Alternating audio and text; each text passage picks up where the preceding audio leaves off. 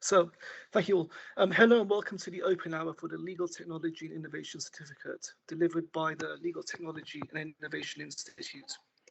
My name is Dr. Paresh Kafrani, and I have a background in legal technology, having founded a law and gamification unit at the University of Westminster more than a decade ago.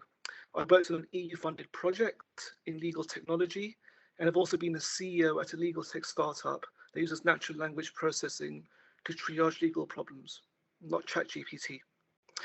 I work very closely with the Institute and its staff on the program and on its program and education strategy, and I'm delighted to welcome you all to this session today.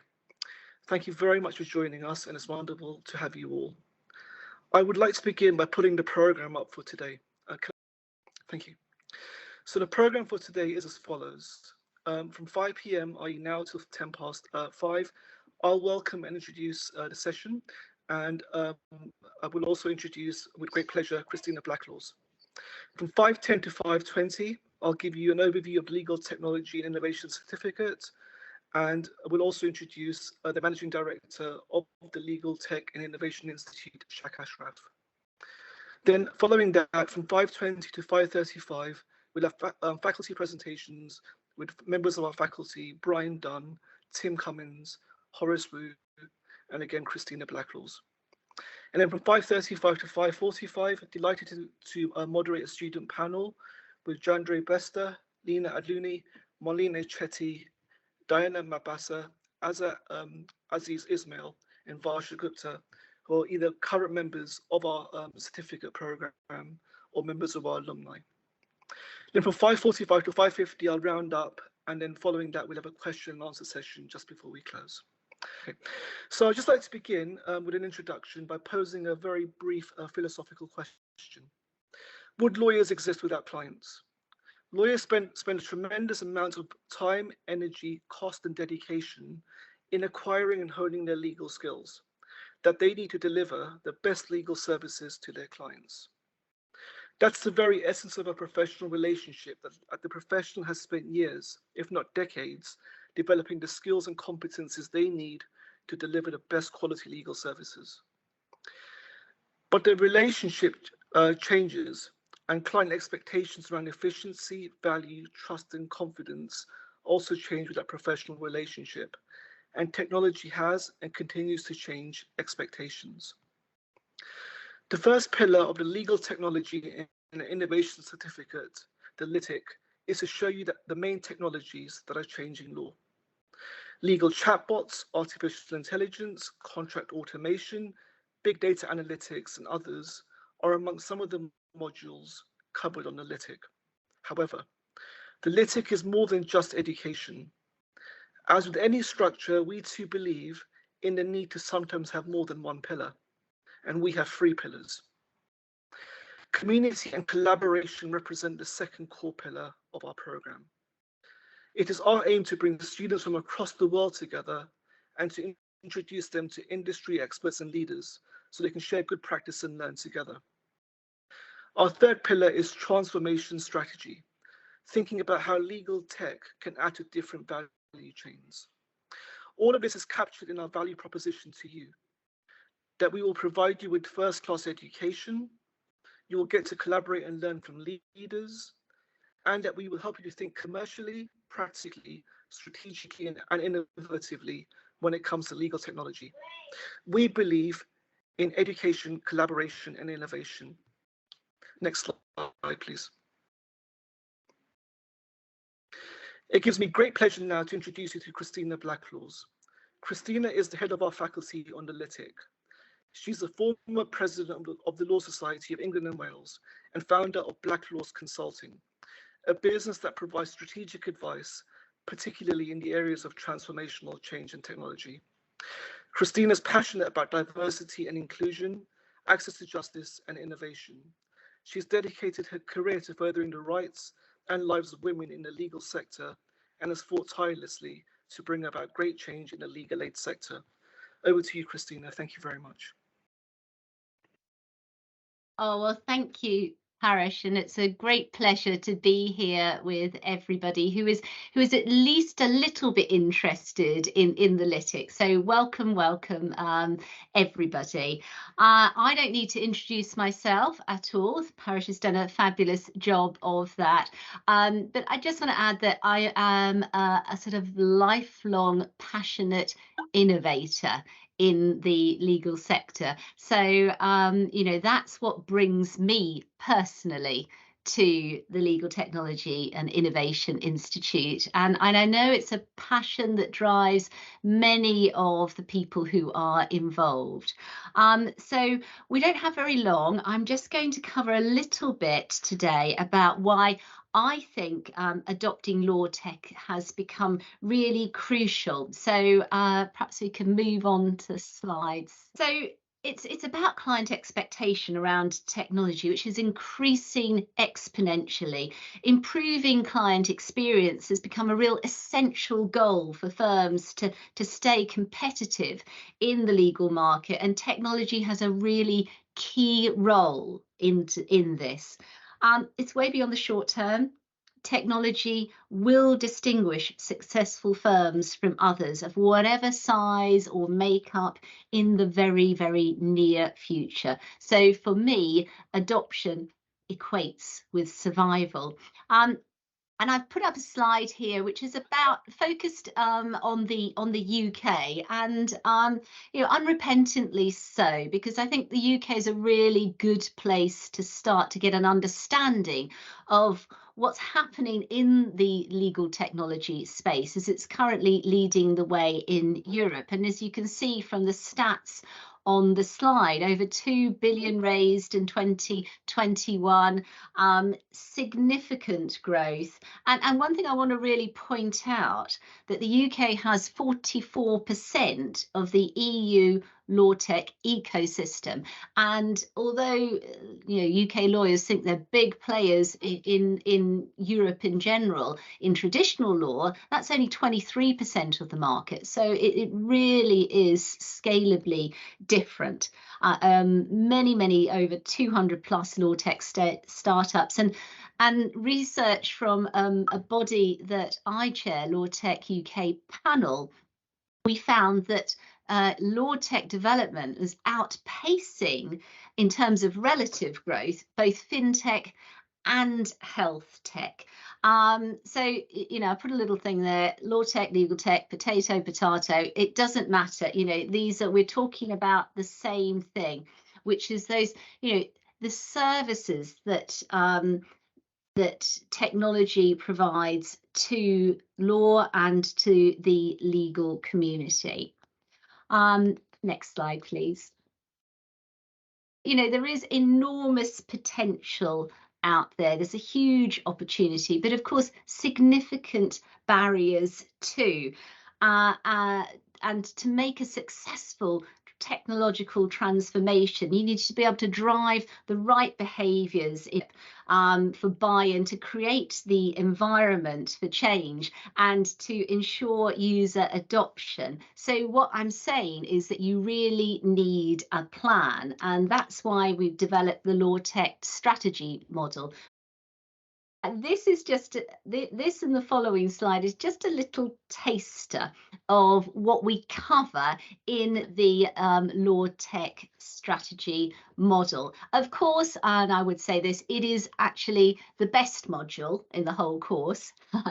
But what we do is I try and help to support you to really develop the practical elements here to help you on your journey with developing technology. So this is a slide that we really get into the detail of, as is the next slide, please, which is about how to make strategy successful. So it's a little teaser, rather than I have time to go into the details here, but let's move on now to the next slide, and why the Legal Technology and Innovation Institute and the certification. So what's so special? What do we have to offer? So you can read the slide yourselves, but I want to just pull out a couple of really important things for me. You know, the course bridges the gap between theory and practice. Yes, we do give you the research so that you've got the evidence behind you, but you also get a chance to be really hands-on with the technologies and to learn the things that you need to be able to develop real expertise and confidence in these new areas. And the second thing I wanted to say, and just to conclude this part, is the certification is genuinely global. I think we've had students from over 30 countries, and those students really collaborate together, and this is some of the magic, really. They get that opportunity to understand and hear from peers literally across the globe. And then we have a fabulous alumni now who are not only helping and supporting each other, but the new cohorts as they come in. So I'd say that LTIC really provides a family for you, but you know, not one of those dysfunctional families, one of those families that work really well. So with that, I will conclude and hand back to Paresh. Thank you. Thank you very much, Christina, for your very warm address. It's super to have you on today, so I'm really grateful for your time. Thank you very much. So I'll now address the global program, the global nature of our program, and the way in which technology can be used is, of course, jurisdiction agnostic.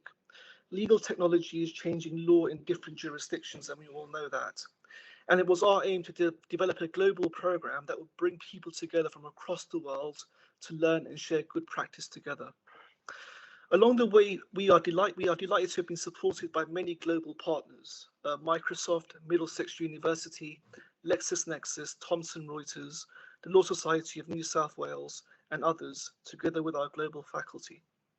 Our program was truly a global one, and we're delighted to have it as so. Next slide, please. The program sits within the Legal Technology and Innovation Institute, the LTI. The LTI is committed to global legal tech research and thought leadership. It has convened many events across the world, including in South Africa and in MENA, with many more events in the offing that will be announced soon. So really, the certificates and institute come together in a synergy to promote thought leadership when it comes to legal technology. The research and education co-support each other. Next slide, please. I'd now like to address the values of our program and why I think it is you should take our program. I've already addressed the program's core pillars or values, and so has Christina. Not only do we educate, but we also bring people together in collaboration and enable them to think strategically and innovatively when it comes to technology. Those three core values or pillars of educate, collaborate, and innovate are reflected in our course program. The program is structured into 4 parts. Part 1 is on the legal tech landscape, mindset, and setting the scene. Part 2 is on tools and technology, because we believe firmly in not just educating you from an academic perspective, but also giving you exposure and the opportunity to use these tools and technology hands-on. Part 3 is on contracts and the innovation space, because contract automation is a core part of legal technology and is changing much when it comes to the practice of law. And Part 4, something that Christina leads very strongly on, strategy and operations. How can we use technology for transformational purposes, especially in delivering quality and value to end users? Next slide, please. Those 4 parts make up the structure of the LTIC. However, its meat and substance are of course made up of its modules. In total, content-wise, several modules, near enough 20 modules, are covered on this program across all 4 parts. Some of the modules include, and you can see them all there on the screen, innovative thinking, blockchain, crypto, and smart contracts, something that's really contemporary at the moment. Legal chatbots, artificial intelligence, think ChatGPT, GPT-4, for example, contract automation, legal design, legal operations, project management, law tech strategy, and dispute resolution. So the certificate covers much value and covers a lot of content across each of its 4 parts. Next slide, please. Each individual module has its own learning outcomes. So for example, on screen now you see the contract automation learning outcomes. Understand how to use contract automation tools, automate documentation using different market tools, and compare different market tools. But all of these individual module learning outcomes pillar up or scaffold up into the program learning outcomes at the top level, which include learning about legal technology knowledge, application, how they apply in practice, strategically and operationally using legal technology, and the softer skills of teamwork and creative problem solving, amongst others. So on the LTIC, the outcomes are geared towards knowledge, the practical application of legal technology, and of course, soft skills, which are becoming increasingly important across all education. Next slide, please.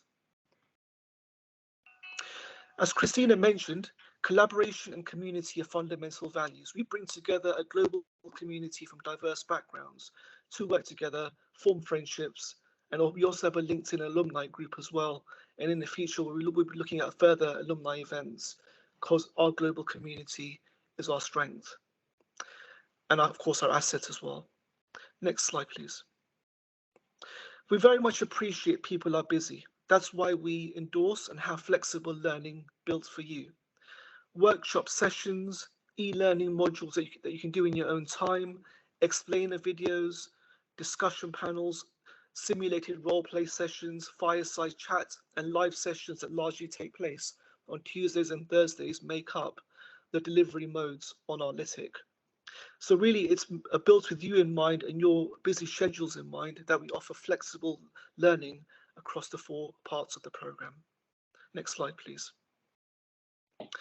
We're immensely proud of our global faculty with more than 50 experts from 40 different jurisdictions. We have a stellar faculty. If you can think of a leader in legal technology, then they're probably teaching on our LTIC. We are very proud of our faculty who come from a diverse background from across the world. And really, we couldn't ask for better people to be teaching on our program. And we're glad to give you exposure to them. And my thanks go to all of our faculty for teaching on this program for us. Next slide, please. As I mentioned, there's also a strong focus on softer skills on the LTIC, such as teamwork, time management, design-led thinking, and strategic and creative problem solving. It's not just about learning legal skills, legal technology, strategy, and so forth, but it's also about the softer skills, which employers certainly now value even more. So the course is a perfect harmony between learning the harder skills, the practical skills, but also the softer skills, some of which are mentioned on the screen. And we really spend a lot of time talking about soft skills and focus on those throughout the program. Next slide, please. To gain full accreditation of the certificate, you'll need to complete all the modules.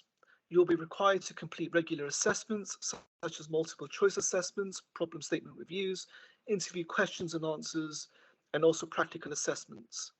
We're on hand to help you, but it's important that you complete all the modules and the assessments in order to get the certificate.